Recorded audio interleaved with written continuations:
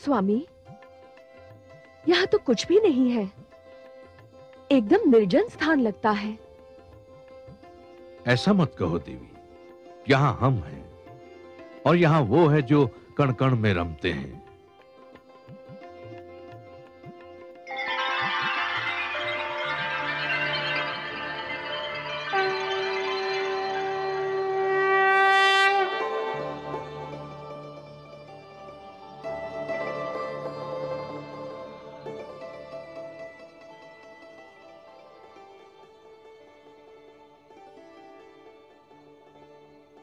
हे नारायण, आपके दर्शन मिले, नैनों के भाग्य जागे, आत्मा की प्यास बुझी। इस क्षण के आगे जीवन का हर एक क्षण तुच्छ है। हे विश्वेश्वर, आपने जलप्लावन से हमारी रक्षा की, आपको कोटि कोटि धन्यवाद। हे मनु, इस भयंकर जलप्लावन में शिक्षा और गुरु की रक्षा करने में जो तुमने तत्परता दिखाई, वो भी सराहनीय है।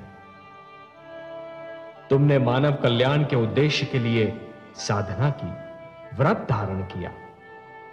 और हे शत्रुपा, इन सब शुभ कार्यों में अपने पति का साथ देकर तुमने अपने पत्नी धर्म का पालन किया है। मैं तुम दोनों से अति प्रसन्न हूं। और समस्त मानव जाति में केवल तुम दोनों को चुनने का एक विशेष कारण भी है। हे जगदीश, आप तो कारणों के कारण हैं। जो भी कारण होगा उसे केवल आप ही जानते हैं। मैं जानता हूं मनु कि मानव कल्याण के मेरे परम उद्देश्य की पूर्ति के लिए आप दोनों माध्यम हो। यह मेरा परम उद्देश्य आपके माध्यम से ही संपन्न होना है। मनु, जब खेत की उपज पक जाती है और खेती काटी जाती है, तो कृषक कुछ बीजों को बचाकर रखता है और यही बीज आने वाली उपज का कारण बनते हैं। मैंने भी यही किया है। तुम दोनों की रक्षा करके मैंने जीवन की रक्षा की है। अब तुम दोनों मिलकर नव जीवन की उपज का कारण बनोगे और यह आने वाला जीवन बहुत सुखद होगा मनु, बहुत सुखद होगा, पावन होगा। और तुमने सप्त ऋषियों के इस समूह को अपने साथ में लाकर एक बहुत बड़ा कार्य किया है, क्योंकि आने वाले जीवन की महान आवश्यकता होगी शिक्षा। हे सर्वव्यापी, हे रहस्य ज्ञाता, नवजीवन को जो शिक्षा मिलेगी वो तो केवल आप प्रदान कर सकते हैं। आप मुझे ज्ञान दीजिए, ये शिक्षा क्या होगी, कैसी होगी? हे वैवास्वत, मानव बड़ा विचित्र प्राणी है और उसका इतिहास भी उतना ही विचित्र है। उठता है तो देवता बन जाता है और गिरता है तो दानव। दानवता अज्ञान और हीनता का प्रतीक है और मैं हर युग में मानव को दानव बनने से बचाना चाहता हूं। अर्थात मानव देवताओं की भांति अमर तो नहीं हो सकता, पर देवताओं की भांति संपूर्ण तो अवश्य हो सकता है। और उसे संपूर्ण बनाने का मूल मंत्र मुझे तुम्हें सौंपना था और इसीलिए जलप्लावन से रक्षा के लिए मैंने तुम दोनों को चुना है। हे जगदीश्वर, आपको कोटि कोटि धन्यवाद। हे लक्ष्मीपति, आपकी जय हो।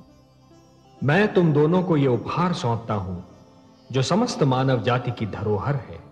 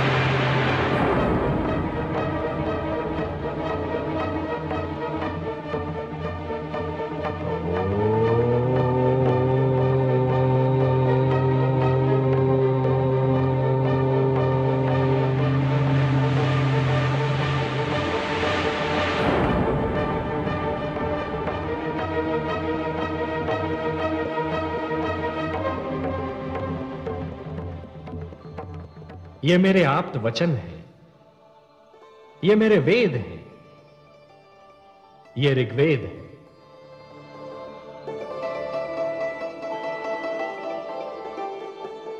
ये यजुर्वेद,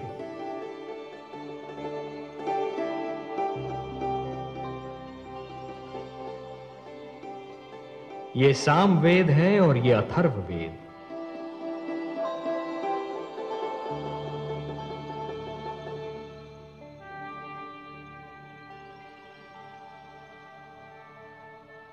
ये मेरे सबसे बड़े वरदान हैं। मानवता को ये मेरा उपहार है। ये मेरे आप्त वचन तुम्हें और तुम्हारे उपरांत आने वाली हर पीढ़ी को जीवन के नियमों का ज्ञान देंगे।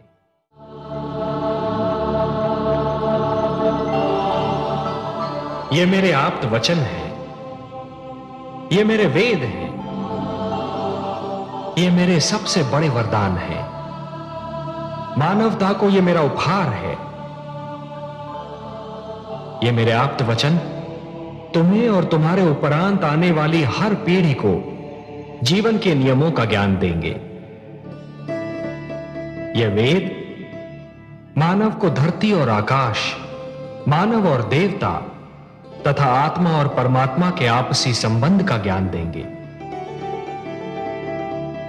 इनमें वो सारे मंत्र निहित हैं जो जन्म से मृत्यु तक मानव की हर समस्या का समाधान बनेंगे।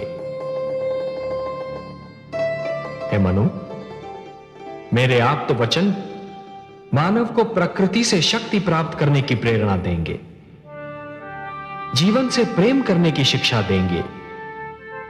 ये तुम्हारे मार्ग के दीपक हैं। और हे सप्तऋषिगण, आप इन मंत्रों के सर्वप्रथम दृष्टा हैं। धन्य हो प्रभु, आप वास्तव में कृपा निधान हैं।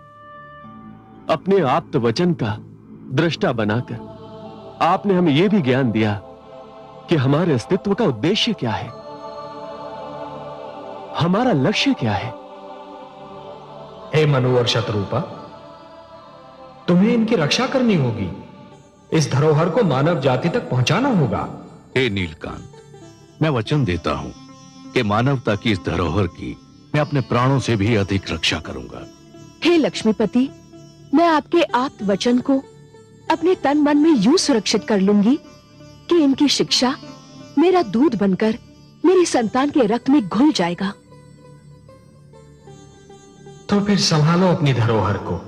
मेरे क्षीर सागर लौटने का समय आ गया है।